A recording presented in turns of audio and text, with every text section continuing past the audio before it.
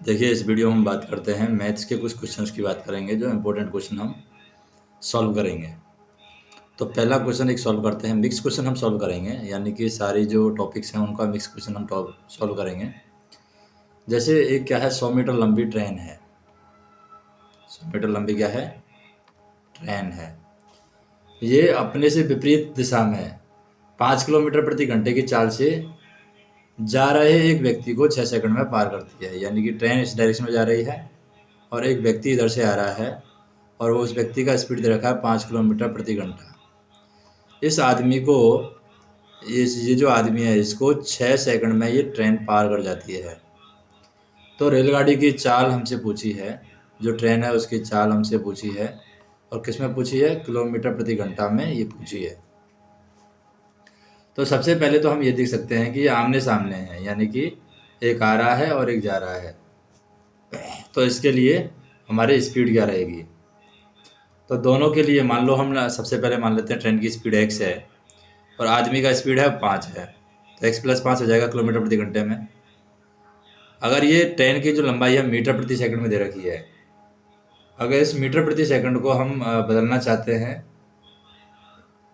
तो कैसे बदल सकते हैं। जैसे 100 मीटर दे रखी है, 100 मीटर प्रति सेकंड को हम बदलना चाह रहे हैं, लेकिन जो चाल होती है, चाल क्या होती है, दूरी बटे समय। दूरी क्या है, अपने आप को ट्रेन पार करती है क्योंकि आदमी का लंबाई तो कुछ है नहीं है। तो दूरी है यहाँ पर 100 मीटर बटे समय कितना है, समय हमारा है 5 किलोमीटर 6 सेकंड। समय कितना है, 6 सेकंड। लेकिन क्या है, ये मीटर प्रति सेकंड में है और जो चाल दे है वो किलोमीटर प्रति सेकंड में निकालनी है। तो मीटर प्रति सेकंड को किलोमीटर प्रति सेकंड बदलने के लिए हम क्या करते हैं, किलोमीटर प्रति सेकंड, यानी कि ज़्यादा में कन्वर्ट करना है। ज़्यादा में कन्वर्ट करना है तो दो हमारे पास में कन्फ्यूजन होता है, 5/18 और 18/5 में। तो ज़्यादा किस में आ रहा है, 18/5 में ज़्यादा आ रहा है। इसका मतलब मीटर प्रति सेकंड को हम किलोमीटर प्रति सेकंड बदलेंगे तो 18/5 से मल्टीप्लाई करेंगे। तो इसको हम 18/5 से मल्टीप्लाई कर देते हैं, ठीक है। अभी क्या हो जाएगा, ये 6 से 3 बार कट जाएगा और ये 5 से 20 बार कट जाएगा। यानी जो x की वैल्यू है वो कितनी आ जाएगी, 60 में से 5 जाएंगे 55 आ जाएगी। तो जो ट्रेन की चाल है वो 55 किलोमीटर पर घंटे आ जाएगी। तो ये हमारा पहला सवाल हो गया। दूसरा सवाल हम देखें, दूसरा सवाल है हमारे पास में, दूसरा सवाल इस तरीके से, कोई धनराशि है वो 7.5% वार्षिक साधारण ब्याज की दर से निवेश की जाती है। यानी कि जो रेट है वो 7.5% है और जो इंटरेस्ट है वो सिंपल इंटरेस्ट है, कंपाउंड इंटरेस्ट नहीं है, यानी साधारण ब्याज है। इस पर निवेश की जाती है और 4 वर्ष की अवधि पूरे होने के बाद में, यानी 4 वर्ष तक ये दिया जाता है कोई भी धनराशि, और 4 वर्ष बाद में उस व्यक्ति को जो मिलते हैं 819 रुपये मिलते हैं, यानी वो 819 रुपये हो जाता है। तो धनराशि कितनी थी, तो सीधी सी बात है, धनराशि 4 वर्ष में 819 हो गई, तो 819 से कम तो होगी, सीधी सी बात है। अब 819 से कम अगर हमें निकालना है, सिंपल इंटरेस्ट का फार्मूला क्या होता है, सिंपल इंटरेस्ट का फार्मूला होता है मिश्र धन के लिए मूलधन, या मूलधन हमारा x है क्योंकि हमें पता नहीं है कितनी राशि दी है, मूलधन इंटू दर, दर कितनी है 7.5%, इंटू समय कितना है 4/100, यानी मूलधन इंटू दर इंटू समय बटे 100। इससे आ जाएगा हमारा मिश्र धन, और मिश्र धन कितना दे रखा है 819, ठीक है। तो इससे हमारी x की वैल्यू आ जाएगी। तो x की वैल्यू क्या आ जाएगी, 819 इंटू 100, ऊपर चला जाएगा, इसको ऐसे लिख सकते हैं 819 इंटू 100 डिवाइड बाई 4 इंटू 7.5। तो 4 से कट जाएगा कितना, 25 बार, 25 से कट जाएगा 3 बार, क्योंकि 0.1 है तो ऊपर एक जीरो लगा देंगे, 3 का भाग देंगे इसमें, 3 दूनी 6, 2 7 या 21 और 3 9, यानी कि 273 के आसपास ये हो रहा है। यानी कि हम कह सकते हैं ये 8190 है, 3 का भाग दिया हमने, 3 का नहीं है यहाँ पर, 13 का भाग देंगे। 13 का भाग क्यों देंगे, क्योंकि हमें पता है जो वैल्यू है यहाँ पर मूलधन भी वो जुड़ेगा, जो यहाँ पर दिया जा रहा है ये ब्याज का सूत्र होता है, साधारण ब्याज का, इसमें मूलधन भी जुड़ता है। मूलधन मतलब कि यहाँ पर ये जो वैल्यू आई है 819 इंटू 100, ठीक है, डिवाइड बाई 7.5 इंटू 4, तो इसमें क्या है, ये 100 है, तो ये 100 यहाँ पर मूलधन में जुड़ेगा, यानी एक्स में भी जुड़ेगा। तो 100 प्लस एक्स आएगा, ये इस तरीके से वैल्यू आएगी। तो इसको हम दोबारा से लिखते हैं, इसको पूरे को मिटा करके दोबारा लिखते हैं, क्योंकि हमें ब्याज का फार्मूला, साधारण ब्याज का फार्मूला है, वो मूलधन में जुड़ करके आएगा, यानी एक्स प्लस एक्स इंटू दर है हमारी 7.5 इंटू 4 डिवाइड बाई 100, ये आ रहा है 819, ऐसे आ रही है वैल्यू। अब इसके हिसाब से सॉल्व करेंगे तो ये क्या आ जाएगी, 7.5 इंटू 4, तो ये हो जाएगा 100x प्लस की एक्स, और ये कितना एक्स हो रहा है, 7.5 को 4 से मल्टीप्लाई किया 20, मतलब 2, 28 2 30, यानी 30x हो गया ये। तो ये 30x हो गया, इसका मतलब हम कह सकते हैं कि 819,000 डिवाइड बाई ये कितना 130 का भाग देंगे, यानी 13 का भाग देंगे इसमें। तो 8,190 में 13 का भाग देंगे तो कितना आएगा, 13 5 53 5 73, 3 बचेगा, 13 3 39 और 0, यानी 630 रुपये है वो, 4 वर्ष में 819 रुपये हो जाएगा। तो इस तरीके से इसको सॉल्व करेंगे। अब नेक्स्ट क्वेश्चन देखते हैं हम।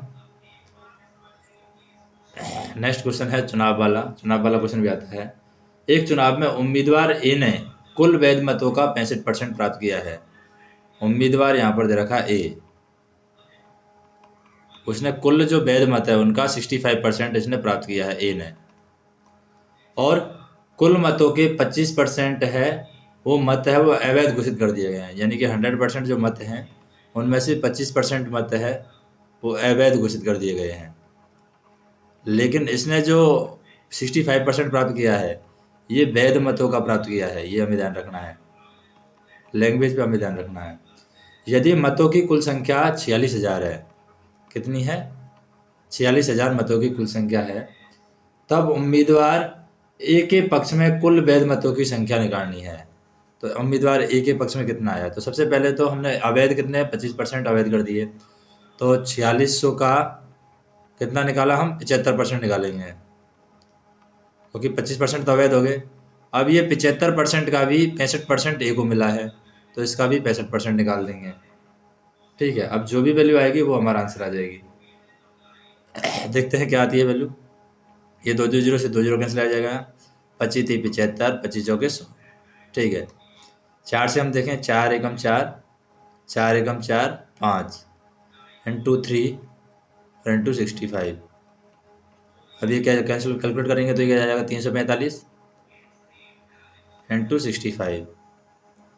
5 से मल्टीप्लाई करें, 25 हंस लगी 2, 20 से 2 22 हंस लगी 2, 5 3 15 2 17, फिर 6 से मल्टीप्लाई करें, 6 5 30 हंस लगी 3, 24 से 3 27 हंस लगी 2, 6 3 18 2 20। तो ये हो जाएगा 5 2 14 2 2, यानी 22,425 हमारे पास में आंसर आ जाएगा। तो कुल वैध मतों की जो संख्या है 22,425 हमारे पास में आंसर आ जाएगी। नेक्स्ट हम देखते हैं नेक्स्ट क्वेश्चन है कि एक प्लेटफॉर्म पर खड़े एक व्यक्ति को पार करने के लिए एक ट्रेन जो है वो 40 सेकंड का समय लेती है। यानी यहाँ पर एक आदमी खड़ा है प्लेटफॉर्म पर, इसको पार करती है ट्रेन, और ये ट्रेन इसको पार करने में कितना समय लेती है, 40 सेकंड का ही समय लेती है। और वही ट्रेन जब आधी चाल से प्लेटफॉर्म को पार करती है, आधी चाल से जब प्लेटफॉर्म को पार करती है तब वो 120 सेकंड लेती है। अगर वो प्लेटफॉर्म को आधी चाल से पार करती है, जो चाल पहले थी उसकी आधी चाल से अगर वो पार करती है तो वो 120 सेकंड जो समय ले रही थी वो समय बढ़ जाता है 120 सेकंड। तो हमें ये निकालना है कि ट्रेन की लंबाई और प्लेटफॉर्म की लंबाई का अनुपात क्या है। ट्रेन की लंबाई क्या है, ट्रेन का लेंथ क्या है, और दूसरा हमें निकालना है प्लेटफॉर्म का लेंथ क्या है, प्लेटफॉर्म का लेंथ। तो कैसे कैलकुलेट करेंगे हम, तो सबसे पहले तो हमें ये पता करना है कि जो समय का सूत्र क्या होता है, समय जो होता है दूरी बटे चाल होता है, यानी कितनी दूरी कितनी चाल से तय की गई थी। अब पहला दे रखा है, दूरी मान लेते हैं हम, कुछ भी जो दूरी रहेगी वो मान लेते हैं ट्रेन की लंबाई है। ट्रेन की लंबाई मान लो टी मान ली, क्योंकि ट्रेन अपने आप को पार कर रही है। जब आदमी को पार कर रही है मतलब अपने आप को पार कर रही है। दूरी बटे चाल, चाल हमने एस मान लिया यानी स्पीड। इसमें कितना समय ले रही है? दूरी बटे चाल यानी समय ले रही है 4 सेकंड। तो ये हमारा हो गया पहला समीकरण। इसी तरीके से अब हम क्या करते हैं, ट्रेन की जो चाल है उसको आधी कर देते हैं और आधे प्लेटफॉर्म को वो पार करती है। तो जैसे प्लेटफॉर्म की लंबाई है वो हमने मान लो क्या है, पी मीटर मानी है। प्लेटफॉर्म की लंबाई पी मानी है। तो यहाँ पर हमें क्या करना है, आधे चाल से प्लेटफॉर्म को पार करती है यानी ट्रेन की लंबाई प्लस प्लेटफॉर्म की लंबाई, और चाल की हमने आधा कर दिया यानी 0.5 कर दिया है। 0.5 सेकंड, 1/2 मतलब 0.5 सेकंड। ये आ रहा हमारा 120। अब दो समीकरण है तो दोनों को हम सॉल्व करके निकाल सकते हैं। कैसे से निकाल सकते हैं? जैसे कि इस वाले समीकरण में इस वाले समीकरण का भाग दे देते हैं। जैसे टी प्लस पी ट्रेन की लंबाई प्लस प्लेटफॉर्म की लंबाई 0.5s, इसका भाग देंगे तो s ऊपर चला जाएगा और t नीचे आ जाएगा। तो ये s से s कट जाएगा और ये कितना बचेगा? 30 बचेगा। ठीक है, क्योंकि यही अनुपात तो हमें निकालना है, T plus P divide by T plus T. और ये कितना आ रहा है? 30। लेकिन ये पॉइंट है, यहाँ पर पॉइंट है, इसका मतलब क्या है कि यहाँ पर 0.5 का भी भाग लगेगा। तो उस हिसाब से हम कोशिश करते हैं इसको सॉल्व करने की, क्योंकि ये 2 ऊपर चला जाएगा। 0.5 मतलब 1/2, तो 2 ऊपर चला जाएगा। ठीक है, इस तरीके से चला जाएगा। अब 2 ऊपर चला गया है तो ये हो जाएगा 2t plus 2p, 2t plus 2p। और ये इक्वल टू क्या हो जाएगा? इधर इधर जाके ये 3t से मल्टीप्लाई हो जाएगा, क्योंकि 3 आ रहा है, क्योंकि यहाँ पर ये 40 सेकंड है, 4 सेकंड नहीं है। अब इसमें हम देखें टी की वैल्यू है इधर चली जाएगी तो टी बचेगा सिर्फ। तो 2p इक्वल टू क्या बचेगा? टी बचेगा सीधा। यानी कि जो ट्रेन और प्लेटफॉर्म का जो अनुपात आ रहा है, ट्रेन प्लस प्लेटफॉर्म, इसका अनुपात क्या आ रहा है? 2:1 आ रहा है। तो हम कह सकते हैं जो प्लेटफॉर्म की लंबाई का अनुपात है ये 2:1 आ रहा है। तो हमें ट्रेन की लंबाई है वो पता है 2, प्लेटफॉर्म की लंबाई 1 है, तो 2:1 हमारा आंसर हो जाएगा। अब नेक्स्ट देखते हैं, नेक्स्ट क्वेश्चन।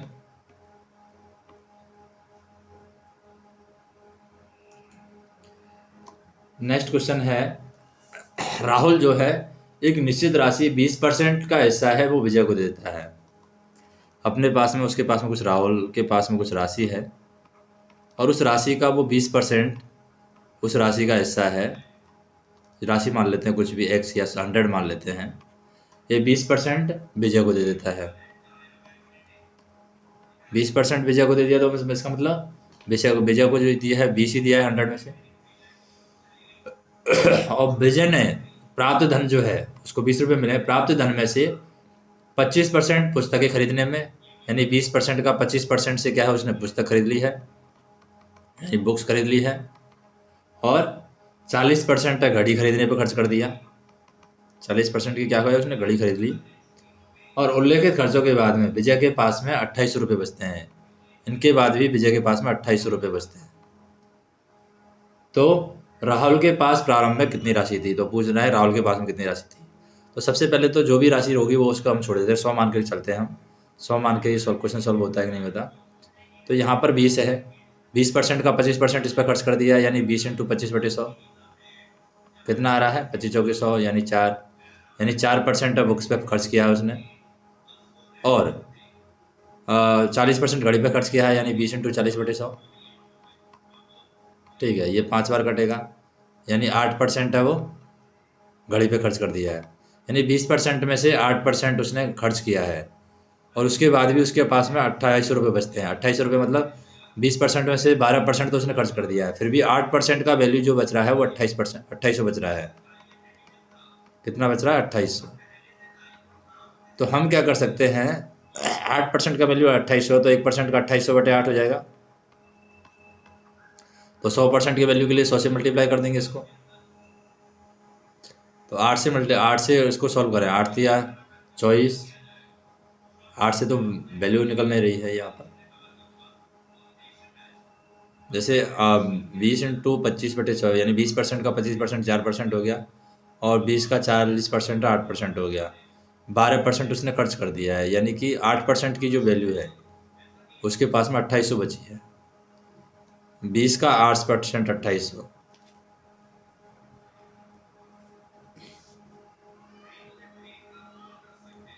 अब इसके अनुसार हम सॉल्व करें, इससे तो वैल्यू निकल नहीं रही है। 20 का 25% जो हमने निकाला है ये 5 रुपये निकलता है। 5% आ रहा है, ये हम देखें 5% आ रहा है, 4% नहीं है, 5%। और इसे हम देखें 20×100, 5×8 = 13, यानी 7% बचा है। 7% की वैल्यू 2800 आई है, तो 1% की वैल्यू कितनी आएगी? 400। तो 400 से 100 मल्टीप्लाई करेंगे तो कितना आ जाएगा? 40,000 आ जाएगा। तो 40,000 हमारा आंसर है, ये सही है। तो इसी कॉन्सेप्ट पर बेस कर सकते हैं हम, यानी कि ये जो है रिवर्स प्रोसेस के द्वारा सॉल्व होगा। इधर से क्वेश्चन है रिवर्स प्रोसेस के द्वारा सॉल्व होगा, तो ये 40,000 हमारे पास में आंसर आ जाएगा। जो वास्तविक वैल्यू थी राहुल के पास में वो 40,000 थी। नेक्स्ट देखते हैं।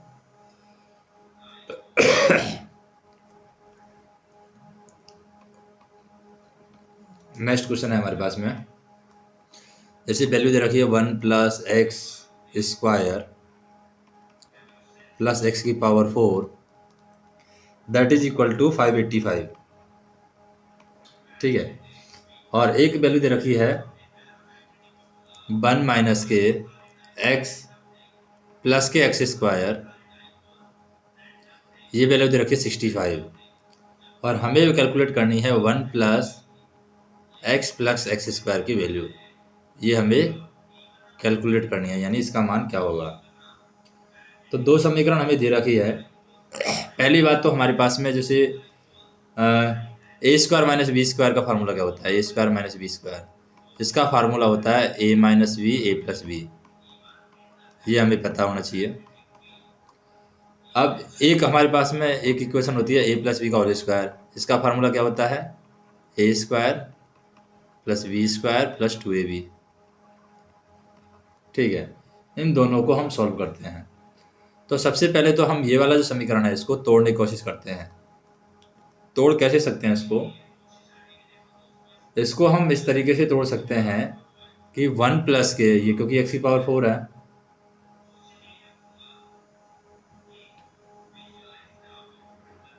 तो इधर से हम क्या कर सकते हैं? 1 + k x² + x⁴ है, इसको हम लिख सकते हैं 1 + k, क्योंकि इस समीकरण के रूप में तोड़ना है तो 1 + k 2x²। ये x² को हम तोड़ रहे हैं, 1 + k 2x² + x⁴ - x²। तो ये टूट गया है, क्योंकि 2x² में से x² जाएगा तो ये वाला वैल्यू आ जाएगी। तो यानी हमने इसको इस तरीके से तोड़ा है कि ये जो x² है इसको हमने रख दिया है क्या? 2x² - k x², इस तरीके से 2x² - k x²। अब इसी के आधार पर इसको सॉल्व करेंगे। तो ये समीकरण तोड़ दिया है। अब a + b के होल स्क्वायर के फार्मूले से अगर इसको खोलें तो ये a + b का होल स्क्वायर का फार्मूला यहाँ पर सेट होगा। कैसे होगा? ये जो वैल्यू है a + b का होल स्क्वायर, ये किसका बैठेगा? इस वाले समीकरण को लिखते हैं हम 1 + x² का होल स्क्वायर। अब इसको हम खोलेंगे तो a का स्क्वायर 1, x का स्क्वायर x⁴ और 2x² आ जाएगा, यानी 1 + x² का होल स्क्वायर हो जाएगा, फिर माइनस का x² हो जाएगा। अब इसको a² - b² से खोल देंगे हम, ये जो समीकरण है, तो ये क्या हो जाएगा? 1 + k x² - k x², और एक बार प्लस कर देंगे तो ये हो जाएगा 1 + k x²। ये माइनस का x² नहीं होगा, यहाँ पर सिर्फ माइनस का x होगा, ठीक है, और प्लस का x होगा। तो ये तो हमें दे रखा है 1 - k x + k x² की वैल्यू यहाँ पर कितनी दे रखी है? 65 दे रखी है। तो ये तो 65 है, ये हमें निकालनी है, और इसकी जो वैल्यू दे रखी है वो 585 दे रखी है। तो x की वैल्यू यहाँ पर आ जाएगी 585 में हम 65 का भाग दे देंगे तो तो x की वैल्यू आ जाएगी, यानी ये जो वैल्यू है इस वाले की वैल्यू निकल के आ जाएगी। 585 में हम 65 का भाग दे देंगे तो आ जाएगी 9। तो अगर हमें ये कॉन्सेप्ट पहले से पता होगा कि इस तरीके से खोल के देखेंगे तो डायरेक्ट ही हम सॉल्व कर सकते हैं। 585 डिवाइड बाई 65, तो डायरेक्ट हमारे पास में आंसर आ जाएगा 9। नेक्स्ट देखते हैं, नेक्स्ट एक क्वेश्चन। तो अब आ जाते हैं हम घनघनाभ पर। घनघनाभ से रिलेटेड क्वेश्चन देखेंगे।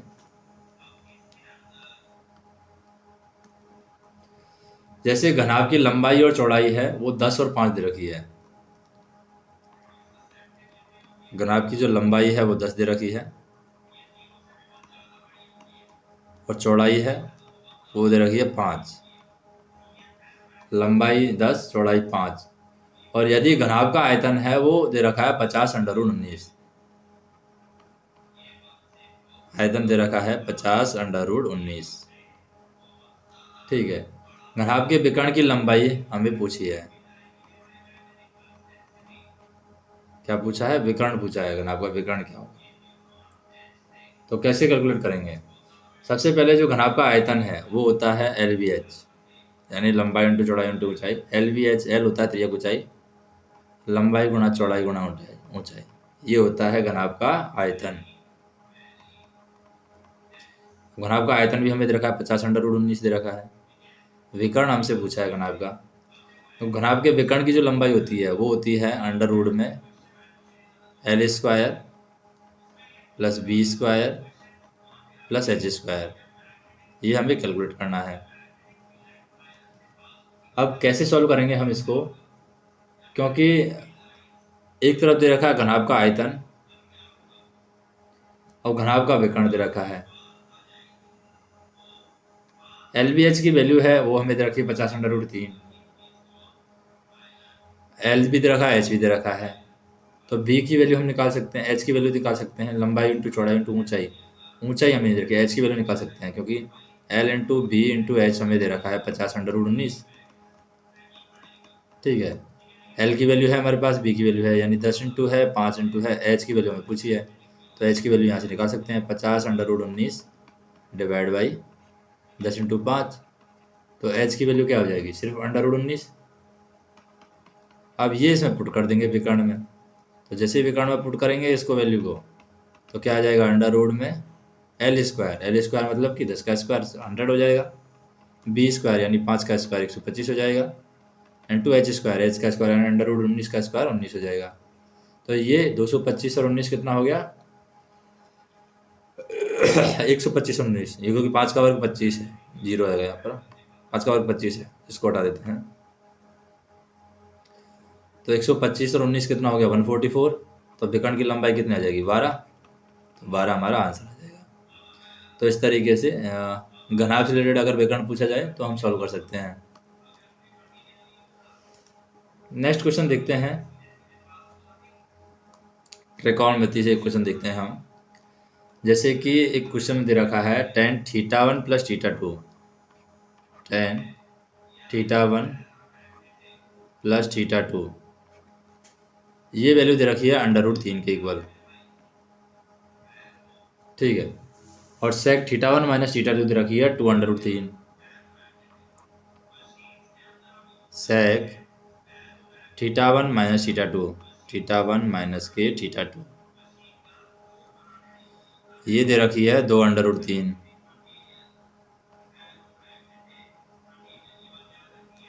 तो हमें निकालना है sin 2θ1 प्लस tan 3θ2 का मान। sin 2θ1 प्लस tan 3θ2, tan 3θ2, इसका मान हमें निकालना है। तो इसका मान कैसे निकालेंगे?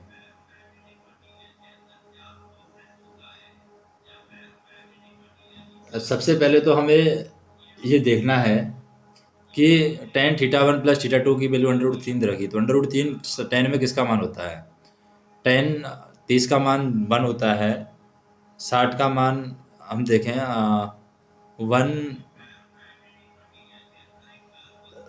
√3, इस तरीके से होता है, यानी tan 30 का मान क्या होता है 1/√3, फिर 1 फिर √3, इस तरीके से होता है। तो ये जो tan θ1 + θ2 है, तो tan के मान अगर 0 की बात करें, tan 0 का मान 0 होता है, tan 30 का मान 1/√3 होता है, और tan 60 का मान है 1 होता है, और tan 90 का मान है, tan 60 का मान √3 होता है। इस तरीके से चलता है 0, 30, 60, 90, 30, 45 के बीच में आएगा, 60 और 90। tan 0 का मान 0 होता है, tan 30 का मान 1/√3, फिर 1, फिर √3, और फिर इनफाइनाइट रहता है। ठीक है, तो ये tan 60 का मान है √3। तो जैसे हमें पता है कि θ1 + θ2 की वैल्यू क्या आ गई, 60 आ गई। इसी तरीके से sec में हम देखें θ1 - θ2, ये क्या किसका मान होता है 2/√3। तो sec के अंदर बात करें, sec जो है ये तो हो गया tan का। इसी तरीके से sec का देखें, sec का क्या होता है, sec 0 का मान 1 होता है, यानी इसका उल्टा tan के जस्ट नीचे रहेगा, यानी कि sec 0 का मान 0, sec 30 का मान जो होता है वो 2/√3 रहता है। जैसे यहाँ पर 1/√3 है, वहाँ पर 2/√3 रहता है। फिर 45 का √2 रहता है, और फिर 2 रहता है, क्योंकि sec जो है वो cos का उल्टा रहता है। cos जो है, cos का मान क्या होता है, cos का मान रहता है, जैसे cos 0 का मान हम देखें यहाँ पर cos 0 का मान 1 रहता है, cos 30 का मान 2/√3 रहता है, तो इसका उल्टा हो गया cos √3/2 रहता है, cos 30 का मान,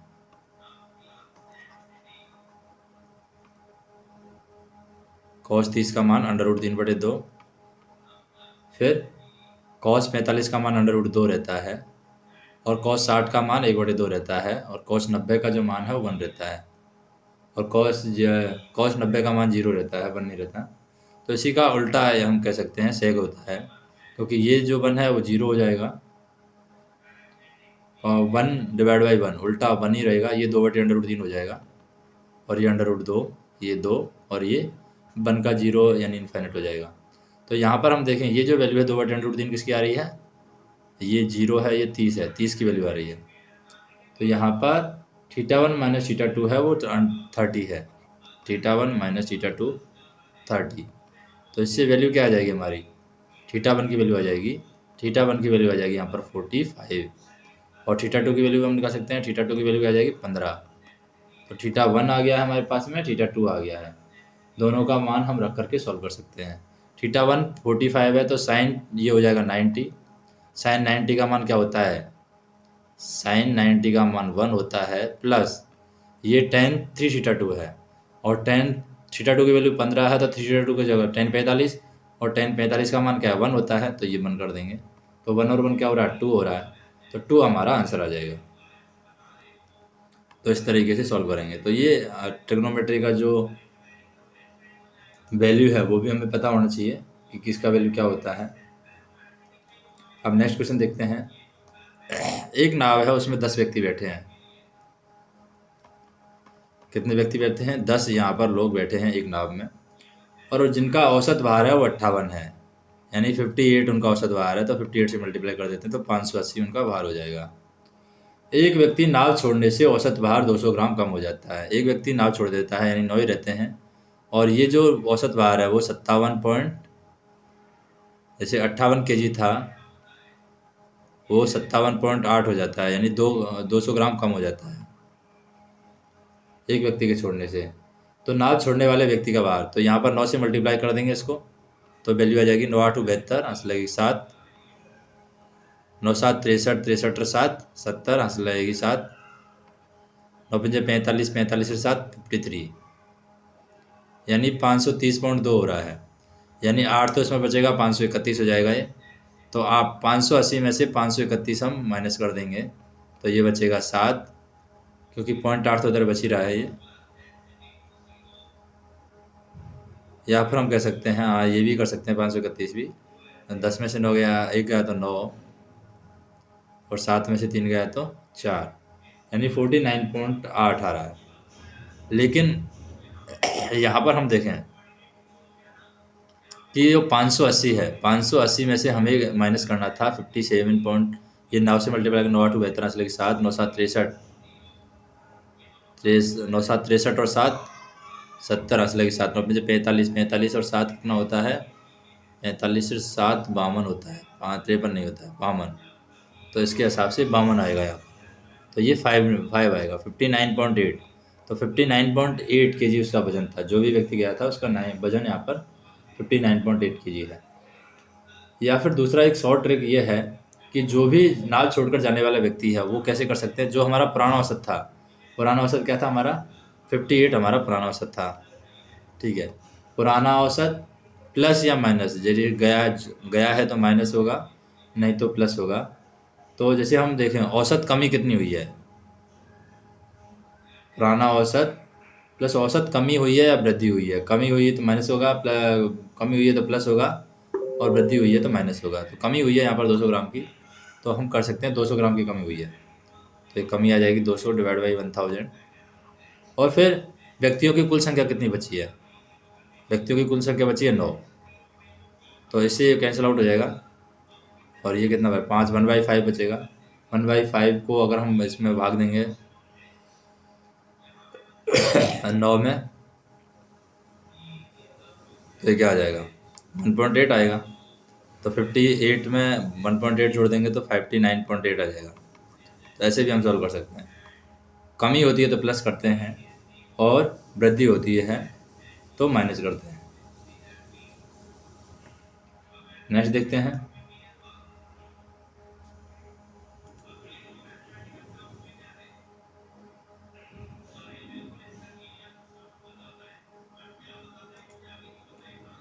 अब हम बात करते हैं नए क्वेश्चन की, इसको उठा देते हैं। एक क्वेश्चन है कि 50 छात्रों और 10 शिक्षकों की एक कक्षा में प्रत्येक छात्र को कुल छात्रों की संख्या से 20% के बराबर मिठाई मिली है। छात्र हैं 50 छात्रों की एक संख्या है, ठीक है, और 10 उसमें शिक्षक है।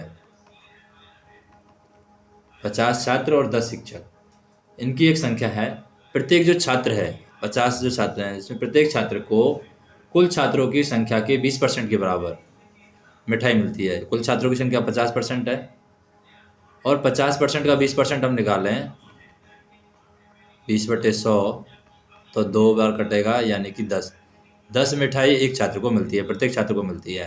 तो टोटल मिठाई कितनी होगी 500 मिठाई होगी टोटल। प्रत्येक शिक्षक को छात्रों की कुल संख्या के 50% के बराबर मिठाई मिलती है। अब छात्रों की जो कुल संख्या 50, इस 50% का 50 है उसके, तो शिक्षकों को छात्रों की कुल संख्या का 10%, यानी 50 का 10% हम निकालें तो कितना आ जाएगा, ये 2 बार कटेगा, यानी 5 मिठाई एक छात्र को मिलती है, तो 50 मिठाई छात्र शिक्षकों को मिलेगी। क्योंकि छात्रों की जो कुल संख्या है, छात्रों की कुल संख्या का शिक्षकों को 10% के बराबर मिठाई मिलती है। तो 50 है उसका 10% निकाला, 5 मिठाई आ रहा है, तो टोटल शिक्षकों पर जो खर्च होने वाली है वो 50 मिठाई खर्च होने वाली है।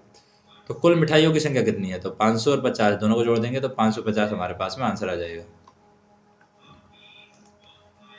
नेक्स्ट हम देखते हैं नेक्स्ट क्वेश्चन।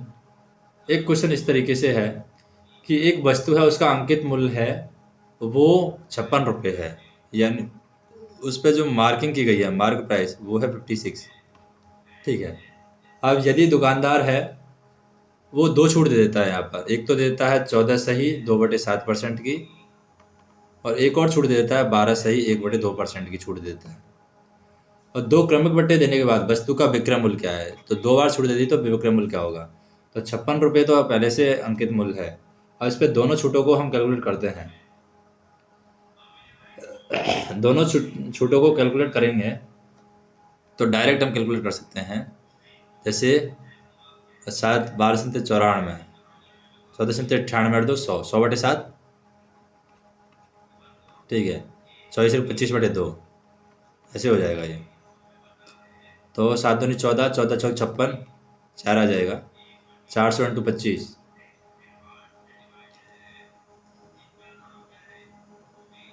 400 इंटू 25।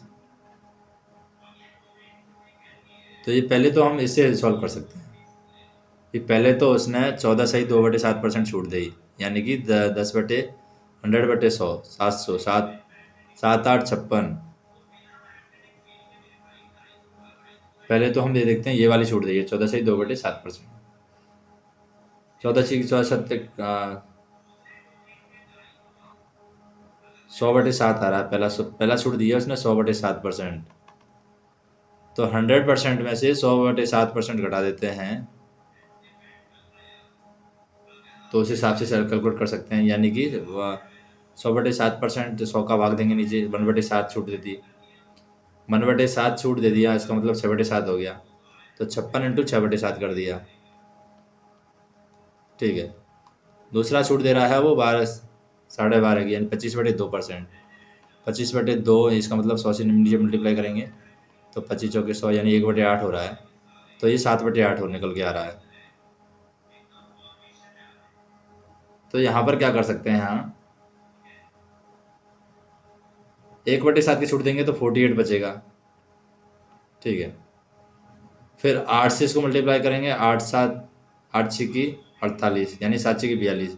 तो 42 रुपये की वो वस्तु बचेगी। दो छूट अगर दे देंगे हम उसको तो 42 रुपये की बचेगी। तो ऐसे हम कैलकुलेट कर सकते हैं।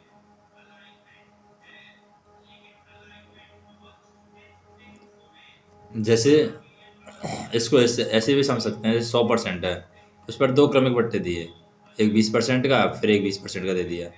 तो डायरेक्टली हम देते हैं तो ये दिख रहा है, देखने में कितना 60 दिख रहा है, क्योंकि 40% कम हो गया। लेकिन पहले इसने 20% की छूट दी तो 80 बचा, फिर ये 80 पे 20% देगा, इसका मतलब ये है। तो इसी के हिसाब से ये कितना बचेगा, क्रमिक बट्टे जो होते हैं 16 ही बचेगा। 5 से देखें हम, 20 से 5 बार कटा, 5 से 5 से कम 5 3 5 6 की 30। तो एक्चुअल जो बट्टा है यहाँ पर 16 है, यानी कि 100 में 16 जाएगा तो 76 के आसपास बचेगा। तो क्रमिक बट्टों में ज़्यादा बचता है। तो ऐसे हमें सॉल्व करना होता है। नेक्स्ट देखें, राम और श्याम की आयु का अनुपात है वो 15:16 है। एक तरफ राम है और एक तरफ श्याम है। उनकी आयु का जो अनुपात है, एज का जो अनुपात है वो दे रखा है 15:16। और आयु नहीं है, ये आय है, आय का अनुपात है 15:16 है। और व्यय का जो अनुपात है, यानी जो खर्च करते हैं वो है 5:6। और दोनों में से प्रत्येक 10,000 रुपये बचाता है। और सेविंग जो है यहाँ पर दोनों की कितनी है, 10,000 है। तो ज्ञात करना है राम की आय श्याम की आय से कितनी कम है, यानी दोनों की आय हमें निकालनी होगी और फिर पता करना होगा कि कितना कितना डिफरेंस आ रहा है उनकी आय में। तो सबसे पहले तो बात करें सेविंग की, बात करें जैसे कि 15 आय है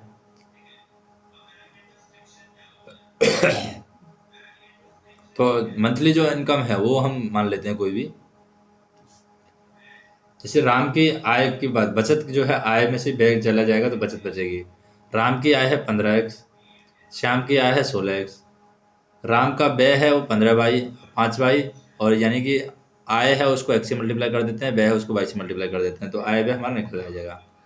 यानी 15x में से अगर हम 5 बाई करते हैं तो भी 10,000 आ रहा है, क्योंकि सेविंग तो सेम है दोनों की। और अगर हम 16x में से 6 बाई करते हैं तो भी 10,000 आ रहा है, ठीक है। अभी क्या कर सकते हैं, हम इनको सॉल्व करते हैं। तो ऊपर वाले को हम मल्टीप्लाई कर देते हैं, नीचे वाले को मल्टीप्लाई कर देते हैं, जैसे भी है। तो ऊपर वाले को 6 से मल्टीप्लाई कर देते हैं, नीचे वाले को 5 से मल्टीप्लाई कर देते हैं। 6 से मल्टीप्लाई करेंगे 15 6 की 90x माइनस के 30 by, that is equal to 60,000।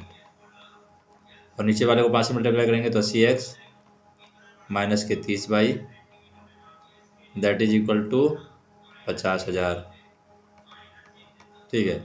ये प्लस कर देंगे, माइनस कर देंगे, ये माइनस कर देंगे तो ये कैंसिल आउट हो जाएगा।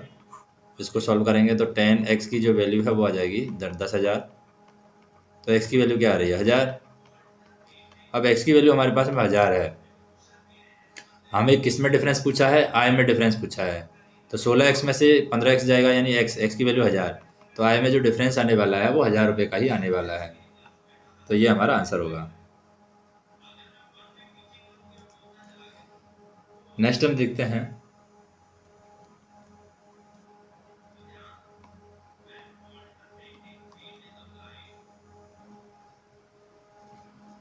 नेक्स्ट क्वेश्चन है हमारे पास में। जैसे एक विमान है, उड़ान भरते समय 30 डिग्री का कोण बनाने से पहले जमीन पर 800 मीटर की दूरी तय करता है। यानी उड़ान भरने से पहले वो जमीन पर 800 मीटर की दूरी वो तय करता है। कोई भी विमान है, उड़ान भरने से पहले, तो जैसे यहाँ से उड़ान भरी तो यहाँ तक 800 मीटर की दूरी वो तय करता है। फिर यहाँ से उड़ान भर करके वो 30 डिग्री का कोण बनाता है। ठीक है। और यदि जमीन से विमान की ऊंचाई 2 किलोमीटर है, कितना है, 2 किलोमीटर। अब ये जो विमान उड़ गया है तो इसकी ऊंचाई जो है जमीन से वो 2 किलोमीटर दे रखी है। 2 किलोमीटर मतलब हो गया 2000 मीटर, सीधी सी बात है। और वह क्षैतिज रूप से कुल कितनी दूरी तय करेगा, यानी यहाँ से यहाँ तक की दूरी पूछी है, यहाँ से क्षैतिज रूप से कितनी दूरी तय करेगा। तो हमें ये वाली वैल्यू निकालनी है। तो कैसे निकालेंगे ये वाली वैल्यू? एंगल दे दिया हमें 30 डिग्री। तो ऐसा कोई फार्मूला देखेंगे जिसमें लंबाई और आधार आ रहा हो। जैसे लाल बटे का ये फार्मूला है हमारे पास में साइन कॉस टेन के लिए। तो इसमें लंबाई और आधार किस में आ रहा है, टेन थीटा में आ रहा है। यानी टेन 30 का मान लिख देते हैं हम। लंबाई कितनी है, 2000 मीटर, और आधार कितना है, x, वो हमें निकालना है। टेन 30 का मान क्या होता है, टेन 30 का मान होता है 1/√3। तो 1/√3 लिख देंगे और ये हो जाएगा 2000 डिवाइड बाई x। तो x की वैल्यू कितनी आ गई है, 2000 मल्टीप्लाई √3। ये हमारे पास में x की वैल्यू है। अब इसको हम 800 मीटर में जोड़ देंगे तो हमारे पास में फाइनल वैल्यू आ जाएगी। तो जैसे ही 800 में जोड़ेंगे तो कितना हो जाएगा, 200 √3 है। और इसको अगर हम 800 मीटर में जोड़ेंगे तो ये वैल्यू क्या हो जाएगी। जैसे हम इसमें 800 में जोड़ देते हैं इसको, तो क्या कर सकते हैं हम, इसमें से 5 बार ले लेते हैं, या 400 को बाहर ले लेते हैं। 400 हमने बाहर ले लिया तो क्या हो जाएगा, 5/3 प्लस के 2। तो ये हमारे पास में आंसर आ जाएगा। 400 बाहर ले लिया, 5/3 डिवाइड बाई 2। ये फार्मूले के हिसाब से, या फिर ऑप्शन में जो देगा उस हिसाब से हमें बाहर लेना है। और क्वेश्चन की लैंग्वेज पर भी ध्यान देना है, लैंग्वेज क्या है क्वेश्चन की, उसी हिसाब से हमें क्वेश्चन को सॉल्व करते हैं। अब नेक्स्ट क्वेश्चन देखते हैं। नेक्स्ट क्वेश्चन में हमें एक सर्कल की जरूरत पड़ेगी, तो ऑटो फिल को हम बंद कर देते हैं और एक सर्कल बनाते हैं। जैसे ये हमारे पास में सर्कल है, थोड़ा सा इसका साइज कम कर देते हैं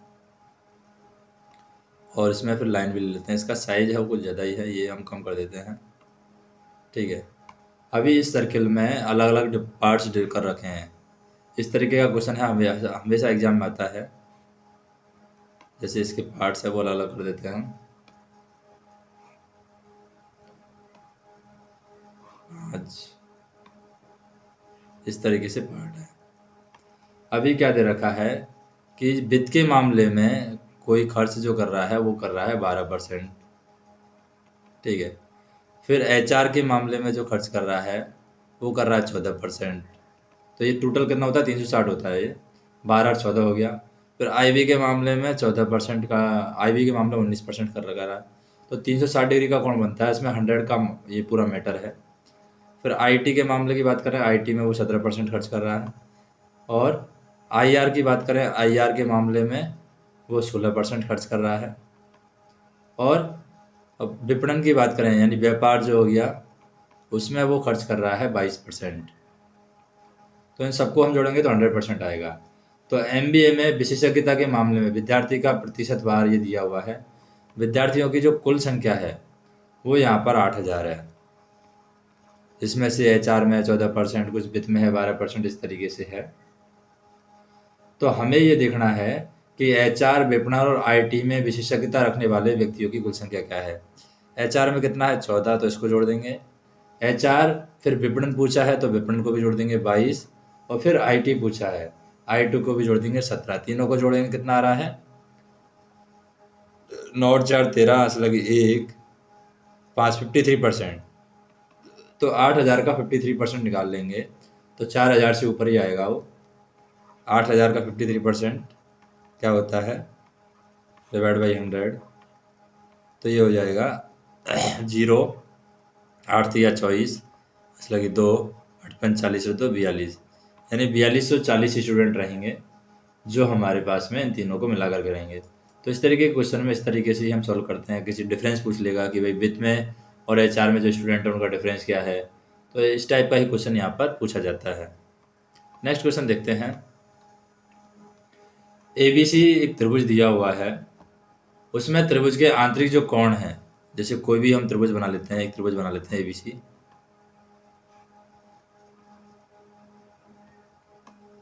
इस तरीके से ये त्रिभुज बना लिया ABC, A B C. Angle A B C का अनुपात जो दे रखा है एंगल ए अनुपात एंगल बी अनुपात एंगल सी, इसका मान दे रखा है 2:3:4। तो ये कितना हो रहा है 9 हो रहा है। तो अगर इसको हम सॉल्व करेंगे, क्योंकि त्रिभुज के तीनों कोणों को 180 होता है, तो 2/9 × 180 करेंगे हम, तो 9 से क्या हो जाएगा 20 बार कटेगा, यानी एक एंगल आ गया हमारे पास 40 ए, बी आ गया हमारे पास में 60, और सी आ गया हमारे पास में 40 से 60 कितना हो गया 100, और ये 80 आ जाएगा। ठीक है। अब यदि एंगल बी और एंगल सी के कोण समद्विभाजकों का प्रतिच्छेद बिंदु है, एंगल बी और एंगल सी के कोण का समद्विभाजक का एक प्रतिच्छेद बिंदु, यानी इनका समद्विभाजक हम खींचेंगे इधर, और इसका भी समद्विभाजक खींचेंगे हम इधर से इधर, इसका प्रतिच्छेद बिंदु कोई बीच में है, ये प्रतिच्छेद बिंदु ओ मान लेते हैं। तब वी आई सी, ये जो एंगल है वी आई सी, तो ये वी आई सी ये वाला एंगल हमें निकालना है। तो ये वाला एंगल कैसे निकालेंगे, सबसे पहले हमें एक एंगल ए का वैल्यू पता चल गया है, अंदर की साइड है, तो ये वाला जो एंगल होता है वो हमने देखा था पहले भी कॉन्सेप्ट में, ये 90 plus angle A divide by 2 होता है। तो एंगल ए डिवाइड बाई 2, तो 90 प्लस के एंगल ए कितने का 40 डिवाइड बाई 2, यानी 20 जोड़ देंगे तो ये 110 आ जाएगा। तो 110 डिग्री हमारे पास में आंसर होगा। नेक्स्ट देखते हैं। नेक्स्ट क्वेश्चन, एक शंकु आकार की टोपी के आधार का व्यास दे रखा है। शंकु आकार की टोपी है, तो टोपी हम कैसे बनाते हैं, इस तरीके से टोपी बनाते हैं। ये शंकु आकार की टोपी है, उसके आधार का व्यास, यानी ये नीचे वाला जो है आधार का व्यास, ये दे रखा 24 सेंटीमीटर। तो यहाँ पर आर कितनी होगी, त्रिज्या होगी 12 सेंटीमीटर। ठीक है। और ऊंचाई जो है वो दे रखी है 16। तो ये ऊंचाई जो है तिर्यक ऊंचाई नहीं दी है, ये वाली ऊंचाई दी है हमें, ये वाली ऊंचाई जो दी हुई है वो 16 दी हुई है। ठीक है। टोपी की सतह को 70 पैसे प्रति वर्ग मीटर की दर से पेंट कराने की लागत क्या होगी, यानी सतह को पेंट करवाना है, और कैसे पेंट करवाना है 70 पैसे प्रति वर्ग मीटर। तो पहले हमें शंकु का क्षेत्रफल निकालना होगा, और शंकु का क्षेत्रफल निकालने के बाद में हमें 70 पैसे से मल्टीप्लाई कर देंगे। तो सबसे पहले तो शंकु का वक्र प्रश्न निकालना होगा, संपूर्ण प्रश्न नहीं निकालना है, सिर्फ वक्र प्रश्न निकालना है। हमें पेंट करने के लिए वक्र प्रश्न निकालना होता है। तो शंकु का जो वक्र प्रश्न का क्षेत्रफल होता है वो होता है पाई आर एल। वक्र पृष्ठ का फार्मूला होता है pi into R into L. ठीक है। अब एल स्क्वायर की जो वैल्यू है वो क्या है R square plus H square, क्योंकि एच भी हमें दे रखा है आर भी हमें दे रखा है। तो 12 का स्क्वायर प्लस 16 का स्क्वायर, एल इसकी वैल्यू आ जाएगी। तो 12 का स्क्वायर 144 और 16 का स्क्वायर 256। तो एल की वैल्यू कितनी आ गई, एल की वैल्यू आ गई 20। अब पाई आर एल से हम निकाल सकते हैं वक्र पृष्ठ का क्षेत्रफल। तो पाई आर एल से वक्र पृष्ठ का क्षेत्रफल क्या हो जाएगा 22/7 इंटू आर की वैल्यू 12 इंटू एल की वैल्यू 20। तो इससे वक्रपृष्ठ का क्षेत्रफल आ जाएगा 5280 डिवाइड बाई 7। इसको सॉल्व करेंगे हम तो 5280 डिवाइड बाई 7 आ जाएगा। अब इसको पेंट करना है 70 पैसे प्रति वर्ग सेंटीमीटर की दर से, तो इसको 70 पैसे के हिसाब से मल्टीप्लाई कर देंगे, यानी 5280 डिवाइड बाई 7। 70 पैसे, पैसे को हमें रुपये में बदलना है तो 100 पैसे का 1 रुपया होता है, तो 70 बटे 100 से मल्टीप्लाई कर देंगे तो ये वैल्यू आ जाएगी हमारे पास में। 7 से कटेगा 10 बार, ये 10 बार 528 रुपये आ जाएगा। तो 528 रुपये में ये टोपी है पेंट हो जाएगी। नेक्स्ट देखते हैं नेक्स्ट क्वेश्चन है हमारे पास में अलजेब्रा का। क्वेश्चन इस तरीके से है कि एक क्वेश्चन दिया हुआ है x की पावर 3 प्लस y की पावर 3 प्लस z की power 3 that is equal to 1728। ठीक है, एक दे रखा है हमें x बाई जेड, इसका मान दिया हुआ है 480। ठीक है, एक दिया हुआ है x plus by plus Z, इसका मान हमें दिया हुआ है 24। अभी हमें मान जो वैल्यू कैलकुलेट करनी है वो करनी है x माइनस बाई का whole square plus Y minus Z का whole square plus Z minus X का होल स्क्वायर, जेड माइनस के एक्स का होल स्क्वायर। ये हमें कैलकुलेट करना है या मान ज्ञात करना है। तो कैसे इसको कैलकुलेट करेंगे? सबसे पहले तो हमें फार्मूले का पता होना चाहिए, जो फार्मूला इससे रिलेटेड फार्मूला है वो हमें मालूम होना चाहिए, तभी हम इसको सॉल्व कर सकते हैं। जैसे एक फार्मूला होता है हमारे पास में x की पावर 3 प्लस y की पावर 3 प्लस z की पावर 3 माइनस के 3x बाई जेड, ये इक्वल टू होता है x plus Y plus Z, x plus Y plus Z और 1/2 x माइनस वाई का होल स्क्वायर, यहाँ पर x माइनस वाई का whole square plus y minus Z का whole square plus z minus X का whole square. ये एक formula होता है। तो इसको यहाँ पर हम पुट कर देते हैं, क्योंकि x की पावर 3 प्लस y की पावर 3 प्लस z की पावर 3 देगा 1728 हो जाएगा, माइनस के 3 इंटू एक्स वाई जेड की वैल्यू भी दे रखी है 480, तो 480 हम लिख देंगे। ठीक है, equal to x y z divide by 2, x y z की वैल्यू दे रखी है 24 डिवाइड बाई 2 यानी 12 हो जाएगा, और मल्टीप्लाई में ये सारी चीज़ें है ही है। इस पूरी चीज़ को हम मान लेते हैं अभी x, क्योंकि यही तो निकालना है हमें, तो इसको हम मान लेते हैं हम x। तो ये वैल्यू क्या आ जाएगी, इसको हम सॉल्व करेंगे तो 1728 में से माइनस हो जाएगा 3 से मल्टीप्लाई करेंगे तो 0, 8 या 24 ऐसे लगे 2, 1440 जाएगा इसमें से, तो 288 बचेगा। तो 288 में अगर हम 12 का भाग दे देते हैं तो 12 दूनी 24 और 12 चौको 48 यानी 24 बचेगा। तो ये जो वैल्यू आ रही है ये आ रही है हमारी 24, जो x की वैल्यू है, और यही हमें कैलकुलेट करना था। तो ये इम्पोर्टेंट फार्मूला है जो हमें पता होना चाहिए। तो इसको हम क्या कर सकते हैं, इस तरीके से भी इसको हाईलाइट कर सकते हैं फार्मूले को, ताकि हम इसको याद कर सकें इस तरीके से। ठीक है, ये फार्मूला याद होना चाहिए अगर क्वेश्चन सॉल्व करना है। इसका अगर हम कलर भी चेंज करना चाहें तो कलर भी चेंज कर सकते हैं, इस तरीके से भी कलर चेंज कर सकते हैं इसका।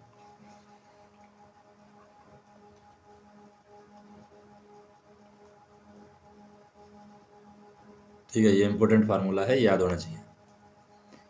नेक्स्ट देखते हैं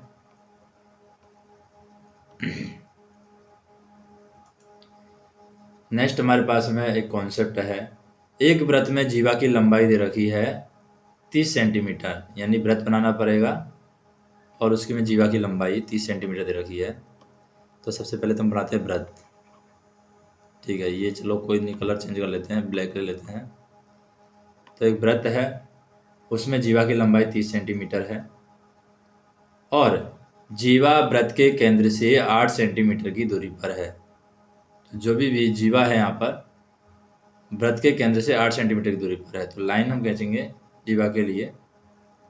तो जीवा किस तरीके से होती है? इस तरीके से जीवा होती है वृत्त के अंदर, और ये वृत्त के केंद्र से 8 सेंटीमीटर की दूरी पर है। तो केंद्र से हमने 8 सेंटीमीटर की दूरी बना दी, ये हमने केंद्र बना दिया है।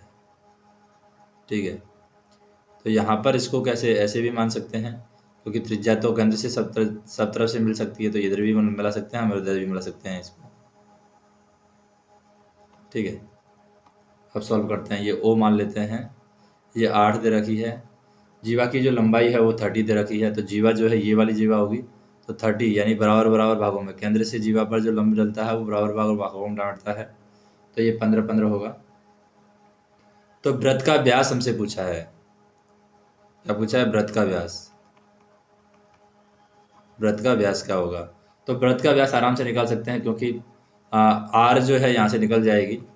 15 का स्क्वायर माइनस 8 का स्क्वायर, 15 का स्क्वायर कितना होता है? 225। 8 का स्क्वायर कितना होता है? 64।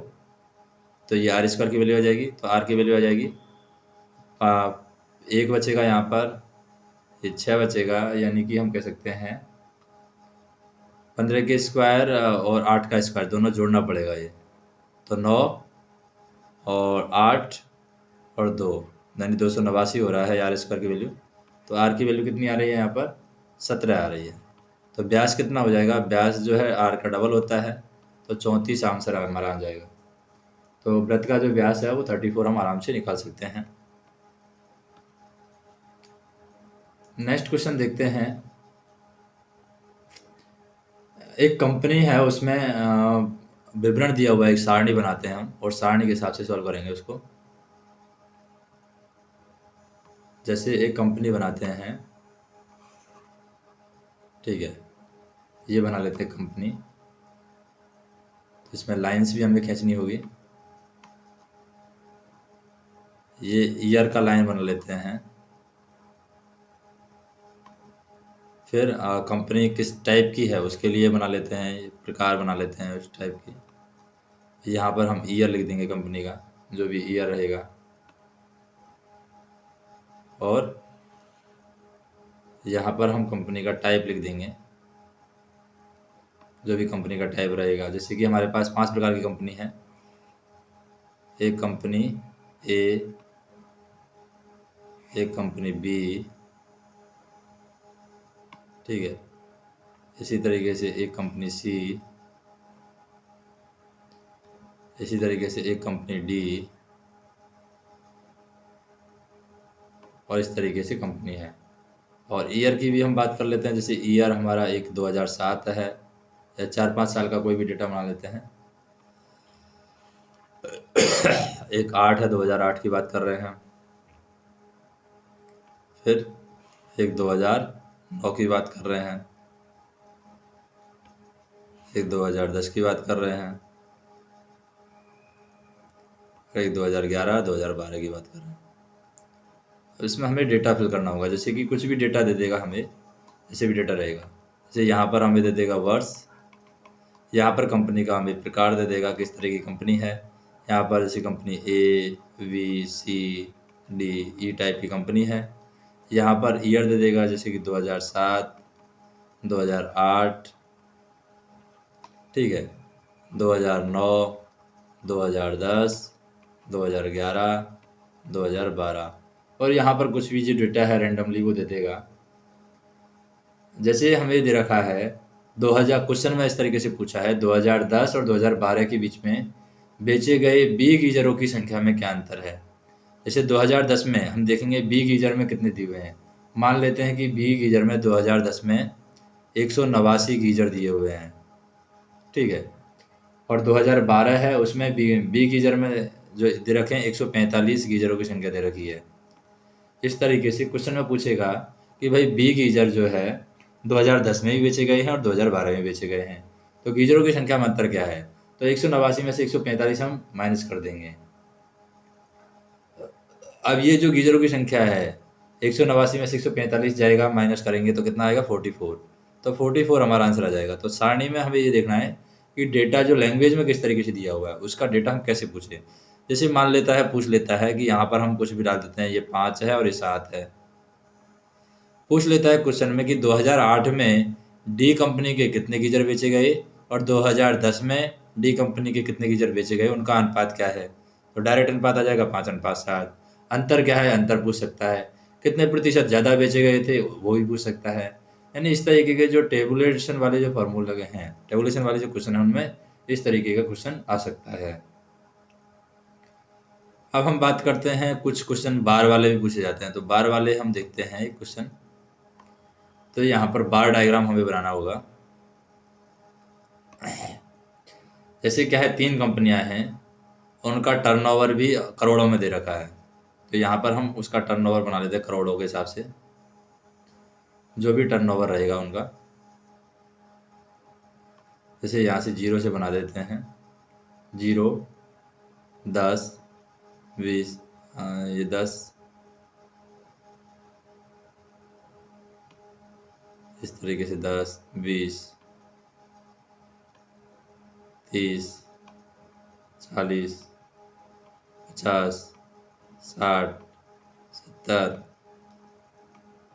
80, 90 और 100।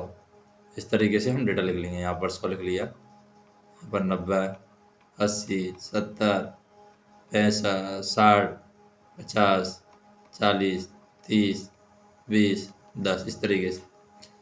अभी बार डायग्राम के हिसाब से हमें देखना है, 3 कंपनियां अलग अलग बनाते हैं, तो अलग अलग कलर की भी हमें बनानी होगी। सबसे पहले ब्लैक कलर बना लेते हैं कि भाई 2015 की बात करें, 2015 में 3 कंपनियां, तो हम क्या है अलग अलग कंपनी खड़ी करेंगे। जैसे 2015 में एक कंपनी खड़ी की, ठीक है। फिर 2016 में एक और कंपनी खड़ी करते हैं, बड़ी वाली थोड़ी सी, इसका जो साइज है वो ऊपर से कम कर देते हैं ये, ठीक है। तीसरे में हम इसका और बड़ा साइज बना लेते हैं, बड़ा छोटा कुछ भी आ सकता है, ठीक है। फिर कम भी कर सकते हैं हम साइज, जैसे इस तरीके से कम भी कर सकते हैं, या जो भी डेटा है वो इस तरीके से आएगा। एग्जाम में जब पूछा जाएगा इस तरीके से पूछा जाएगा, कोई भी डेटा है अलग अलग दे देगा वो, अलग अलग अपने हिसाब से, ठीक है। ये कंपनी ए हो गई। अब इसी कंपनी में बी में कुछ कंपनी दे देगा डेटा, जैसे कि बी कंपनी का डेटा इस तरीके से दे देगा वो, ये बी कंपनी का डेटा है। इसके साथ ही वो अपने कम ज़्यादा अपने हिसाब से लगा सकता है, बराबर भी रख सकता है वो उसके ऊपर डिपेंड करता है। डेटा वो अपने हिसाब से देगा, जो भी रहेगा डेटा, थोड़ा कम कर सकता है, ज़्यादा कर सकता है, बहुत ज़्यादा भी वो कर सकता है, वो उसका खुद का मैटर है, जैसे भी वो डेटा देगा। तो ये दूसरी कंपनी होगी। एक और कंपनी ले लेते हैं तीसरी, तो उसका भी कलर चेंज कर देते हैं। तो ये कंपनी का कलर हम दूसरी कंपनी है उसका कलर देखा। अब तीसरी कंपनी लेते हैं। तीसरी कंपनी में मान लो ये डेटा हमने ज़्यादा ले लिया है, इसको छोड़ देते हैं, ठीक है। हो सकता है वो कम भी ले ले डेटा, हो सकता है वो ज़्यादा भी ले ले डेटा।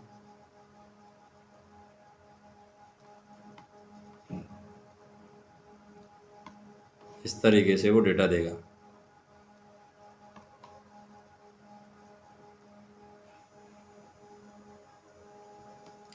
ठीक है। अभी क्या करना है हमें, जैसे कि ये 2015 की बात कर रहा है, ये 2016 की बात कर रहा है, 2017 की बात कर रहा है, इसी तरीके से 2018 की बात कर रहा है, 2019 की बात कर रहा है, और ये मान लेते हैं 2020 की बात कर रहा है, ठीक है। अब किस वर्ष में कंपनी 1, क्योंकि 3 कंपनियां हैं यहाँ पर, 1 2 3, लाल वाली है उसको ब्लैक वाली है उसको 1 मान लेते हैं, इसको 2 मान लेते हैं और इसको 3 मान लेते हैं। तो ये पूछ रहा है कि कौन से वर्ष में कंपनी 1 की बिक्री है उस वर्ष में कंपनी 2 और 3 की कुल बिक्री से ज़्यादा थी। यानी कंपनी 2 और 3 का जोड़ करके जो कुल बिक्री हुई है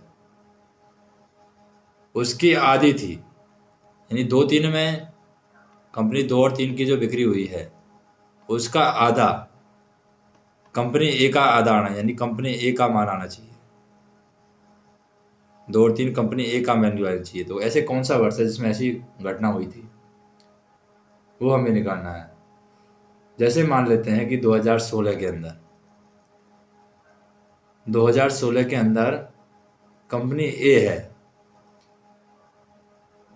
इसने 50 करोड़ का बिक्री किया, ठीक है। अब कंपनी बी है, उसने इसी वर्ष के अंदर 60 करोड़ का बिक्री किया, और कंपनी सी है या तीसरी कंपनी है, उसने इसी वर्ष के अंदर 40 करोड़ का बिक्री किया।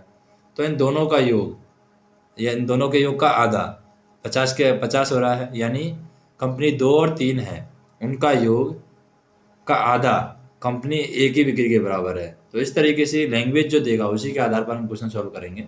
तो दंड आलेख में हमें यही ध्यान रखना है कि जो भी क्वेश्चन पूछ रहा है उसी के आधार पर हमें उसको डेटा को देखना है, फिर उसके हिसाब से ही हमें सॉल्व करना है। नेक्स्ट क्वेश्चन देखते हैं।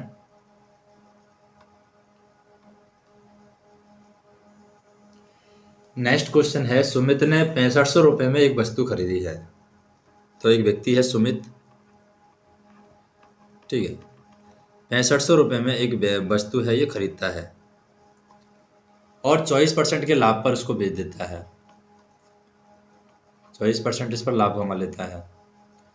तो 6500 का अगर 24% निकाल देते हैं हम, ठीक है, तो कितना आता है, 24 पिंजे, तो 20 पिंजे कितना होता है, 100 और 4 पिंजे 20, 120 होता है। तो आंसर लगेगी 12। फिर 24 छिकी, क्योंकि 20 छिकी 120 होता है, 24 होता है, 120 और 24 144 होता है, 144 और 12 156 होगा, यानी 1560। 1560 और 6500 इसमें जोड़ देते हैं हम, तो कितना हो गया, 0 6 10 की 0 7, यानी 7060 के आसपास उसने वस्तु को बेच दिया है। सबसे पहले तो हमने ये निकाल लिया 7060 या 8060 जो भी रहेगा, क्योंकि 5 5 10 है ये, तो 8060 रहेगा। 8060 में उसने वस्तु को बेच दिया है।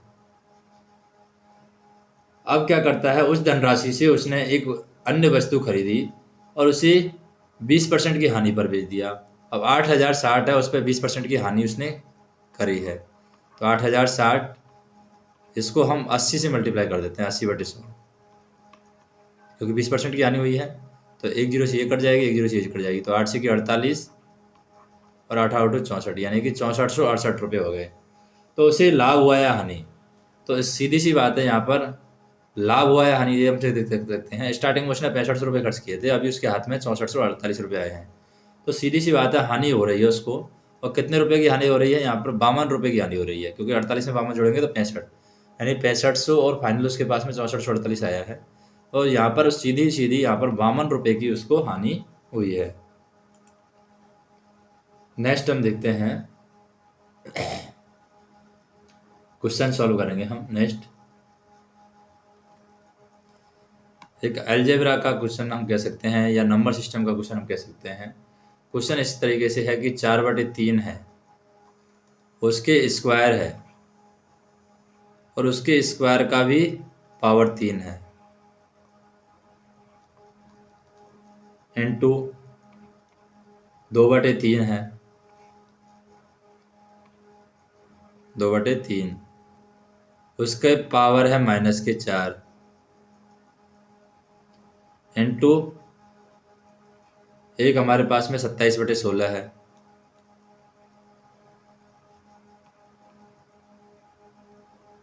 27/16, इसकी पावर है 2,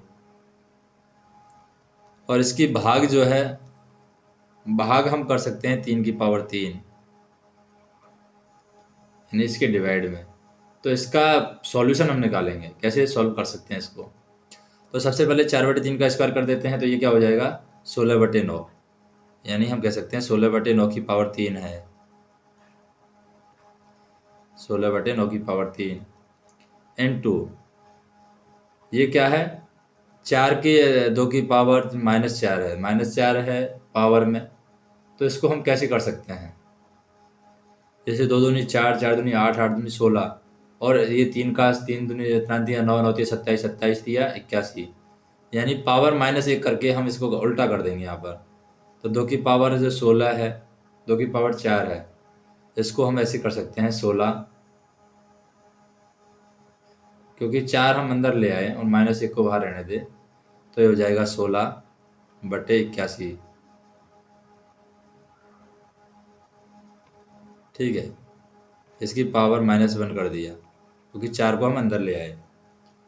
इसी तरीके से 27 की पावर 2 और 16 की पावर 2, 27 का वर्ग कितना होता है 729, और 16 का वर्ग कितना होता है 256। फिर मल्टीप्लाई करेंगे, 3 की पावर 3 है तो ये इसका भाग जाएगा तो ऊपर चला जाएगा 3 की पावर 3, यानी 27 3 की पावर 3 का भाग दे रहे हैं, यानी इसमें भाग दे रहे हैं, ये वाली जो संख्या है इसमें भाग दे रहे हैं। तो हम कह सकते हैं जो पावर है मल्टीप्लाई होकर 1/27 हो जाएगा। ये क्या हो जाएगा 1/27।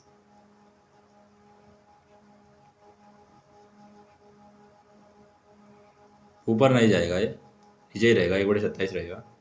अब इनको सॉल्व करते हैं।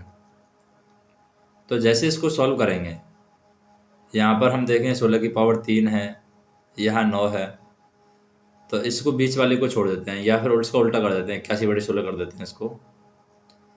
तो यहाँ से हम देखें ये 16 एक बार बचेगा, यहाँ पर 256 कट जाएगा, और यहाँ पर हम देखें ये 9 है।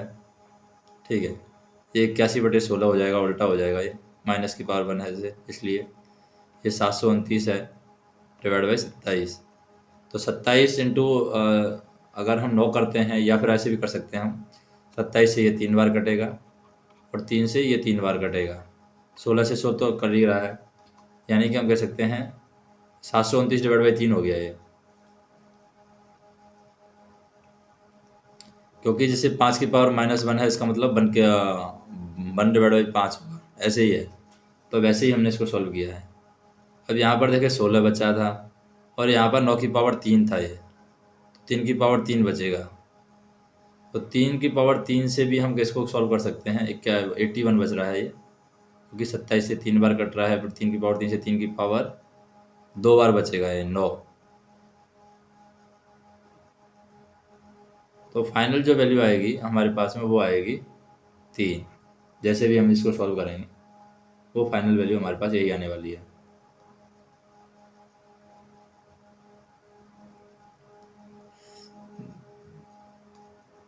नेक्स्ट हम देखते हैं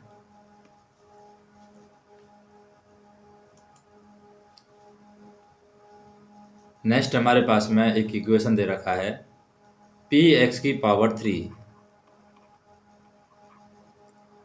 प्लस के x² माइनस के 2x माइनस के q। ये जो इक्वेशन है ये x-1 और x+1 से पूर्णतः विभाजित है, यानी x की वैल्यू -1 और x की वैल्यू +1 इससे पूर्णतः विभाजित है, यानी x की वैल्यू या तो 1 होगी और x की वैल्यू -1 भी हम रख सकते हैं। तो p और q का मान पूछा है कि p और q की वैल्यू क्या होगी। तो एक बार x की वैल्यू -1 और एक बार x की वैल्यू +1 हम रख के सॉल्व कर सकते हैं। जैसे एक बार 1 रख के देखते हैं, तो ये क्या हो जाएगा p प्लस के 1 माइनस के 2 माइनस के q। तो ये क्या हो जाएगा, वैल्यू आ जाएगी हमारे पास में p minus q that is equal to 1। ये समीकरण 1 हो गया। इसी तरीके से -1 रख के देख लेते हैं, तो ये हो जाएगा माइनस के p, फिर प्लस के 1, फिर प्लस के 2 और माइनस के q। तो इसका मतलब क्या हो गया कि p minus p plus q की जो वैल्यू है वो आ रही है 3।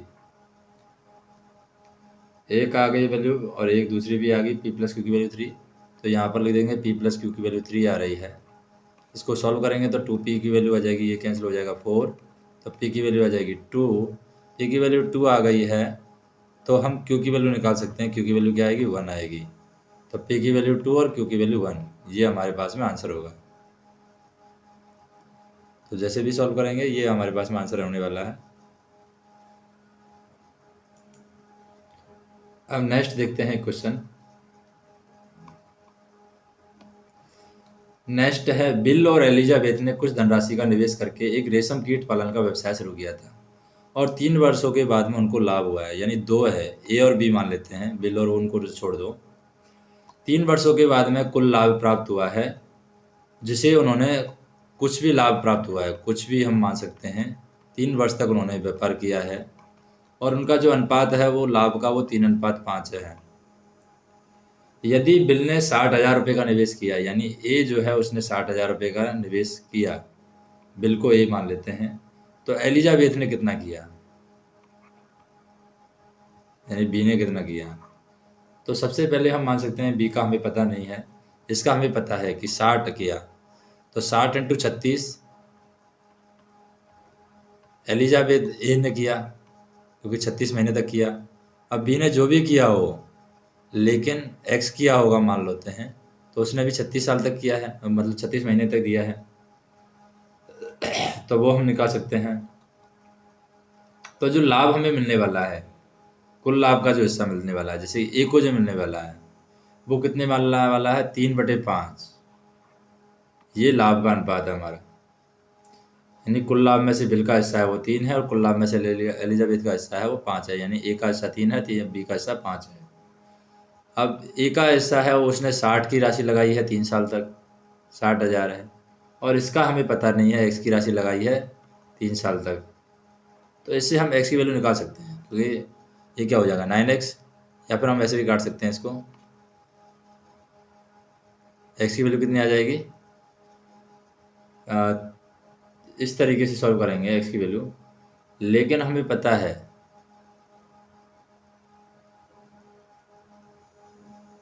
कि ये 60 है,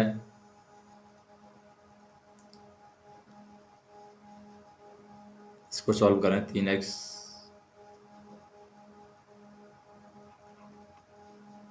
9x हो जाएगा, ये 9x that is equal to 60 × 3 × 5, तो इसकी वैल्यू हो जाएगी 60 × 3 × 5/9x। तो वही बात है, 3 से इसको काटेंगे, 3 से 20 बार, 20 × 100, तो एक्स की वैल्यू कितनी आ रही है, 100 आ रही है। तो 100 है, जैसे 60,000 था तो 100,000 आ जाएगा, यानी 1,00,000 हो गया हमें। एलिजाबेथ है, उन्होंने धनराशि जो की है वो एलिजाबेथ ने 1,00,000 की है। ऐसे भी हम कर सकते हैं कि जो 3 मिल रहा है वो 60,000 के लिए मिल रहा है, तो एक के लिए क्या हो रहा है, 20,000 आ रहा है हमारा, तो 5 के लिए कितना आ जाएगा, 5 को 20,000 से मल्टीप्लाई करेंगे तो 1,00,000 आ जाएगा। ऐसे भी हम कर सकते हैं इसको सॉल्व, तो जैसे भी करना चाहे वैसे हम कर सकते हैं। तो ये भी डायरेक्ट कॉन्सेप्ट है, इसको भी हम अप्लाई कर सकते हैं। नेक्स्ट क्वेश्चन है,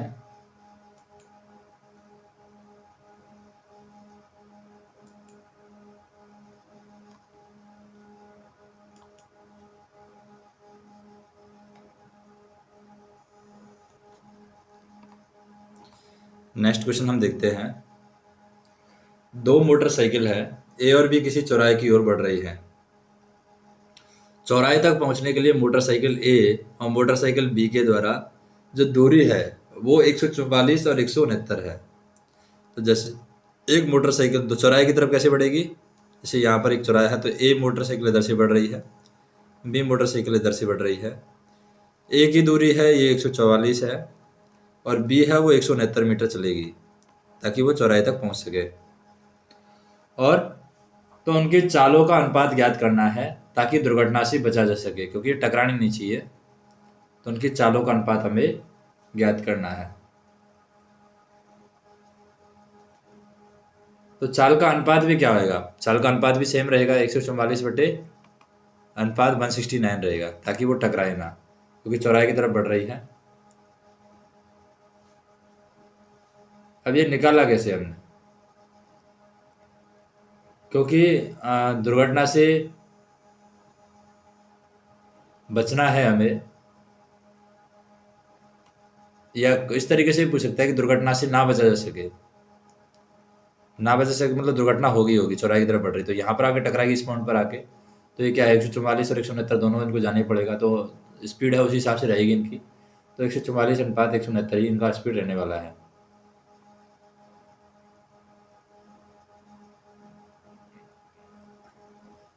तो ये सारे जो क्वेश्चन हैं हमने ये देखे हैं, प्रत्येक क्वेश्चन का हमने एनालिसिस किया है। टोटल क्वेश्चन हमने यहाँ पर 25 क्वेश्चन ही देखे हैं, लेकिन इनका एनालिसिस हमने अच्छे से किया है और थोड़ा सा स्पीड से हम क्वेश्चनों को सॉल्व करने की कोशिश करेंगे जब भी हम क्वेश्चन सॉल्व करेंगे। तो वीडियो आपको पसंद आया है तो वीडियो को लाइक कीजिए, शेयर कीजिए और चैनल को सब्सक्राइब कीजिए, ताकि हम इस तरीके के वीडियो बनाने के लिए मोटिवेट रहें। और जो भी वीडियो में कमी है उनको उजागर कीजिए, कमेंट्स में बताइए कि क्या इनमें मॉडिफाई करना चाहिए, क्या इसमें सुधार करना चाहिए। धन्यवाद।